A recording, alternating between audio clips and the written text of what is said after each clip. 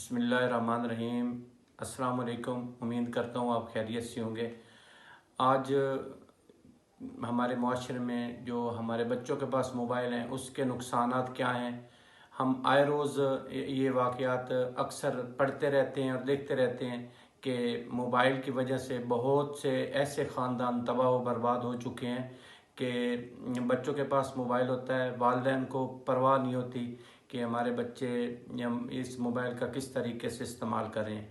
और मैं वालिदैन से गुजारिश करूँगा कि अपने बच्चों की एक्टिविटीज़ पर ख़ास तवज्जो दें, ख़ास ध्यान रखें, उनके दोस्तों की सोबत, उनके दोस्त वो उनके कौन कौन से दोस्त हैं, ख़ासकर उनका ख्याल रखें और अपने बच्चों की दिन भर की मसरूफियात को लुक आफ्टर करें, उनकी देखभाल करें कि हमारा बच्चा किसके साथ बैठता है, किसके साथ उसका मेल जोल है।